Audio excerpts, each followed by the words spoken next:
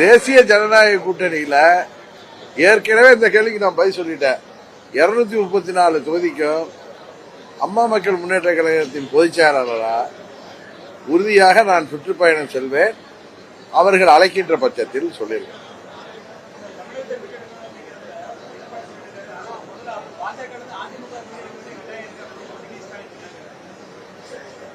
ஒன்று மாத்திரம் தெளிவாக இது தேசிய ஜனநாயக கூட்டணி பலப்பட்டு வருவதனால திமுக குறிப்பா முதல்வரும் அவரது மகன் திரு உதயநிதி ஸ்டாலினும் மிகவும் அச்சப்பட்டிருக்கிறார்கள் என்பது மாத்திரம் தெரியுது.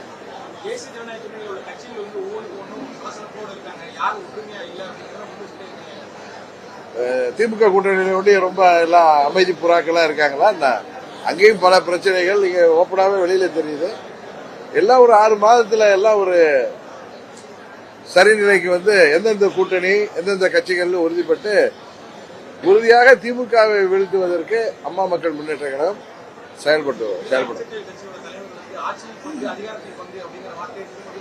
யாரு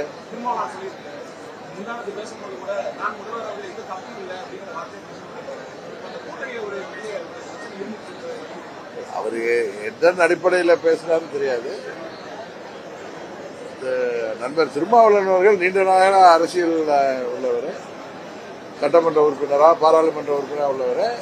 அவருக்கு முதல்வராக வர்றதுக்கு எல்லா தகுதியும் இருக்குன்னு தான் நானும் நினைக்கிறேன். நான் எதிர்கட்சியில் இருக்கிறதுனால ஒருத்தரை குறைத்து மதிப்பிடக்கூடாது. அவருக்கு ஒரு முதல்வராக கூடிய எல்லா தகுதிகளும் இருப்பதாகத்தான் நான் நினைக்கிறேன்.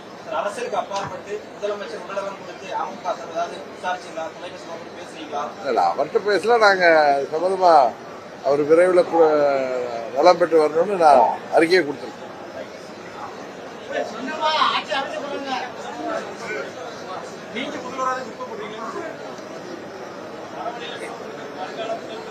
அது எங்க கட்சியின் தொண்டர்களும் நிர்வாகிகளும் வைப்பாங்க. காலம் தான் எல்லாத்தையும் முடிவு செய்ய முடியும். சில பேர் சொல்ற மாதிரி காலம் தான் முடிவு செய்ய.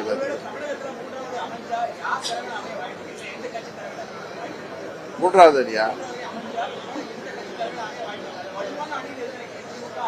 இல்ல, வலுவான அணிங்கிறத மக்கள் தான் தேர்ந்தெடுக்கணும். மூன்றாவது அணி தாவேகா தலைமையில் அமைவதற்கு வாய்ப்பு இருக்கிறதா நினைக்கிறேன். ஏன்னா அவரு உறுதியா இருக்காருல, தாவேகா தலைமையில தான் கூட்டணின்னு அதை வைத்து சொல்றேன். அவருடைய அறிக்கைகளையும் வைத்து சொல்கிறேன்.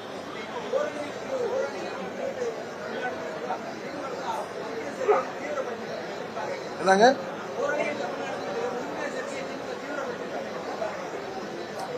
அவங்க 4.5 ஆண்டு ஆட்சிங்கிறது ஒரு பெரிய ஃபெயிலியரா இருக்கு.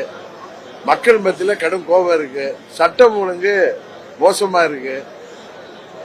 கஞ்சா போன்ற போதை மருந்து புழக்க வழக்கம் பட்டி தொட்டியெல்லாம் இருக்கு. இன்னும் சொல்ல போனா சிறுமியிலேருந்து வயது முதிர்ந்த மூதாட்டி வரை இன்றைக்கு வன்கொடுமைக்கு ஆளாகி உயிர் துறக்கின்ற நிலைமை இருக்கு. அனைத்து தரப்பு மக்களுமே சாலைக்கு போராடுகின்ற நிலைமையில இருக்காங்க.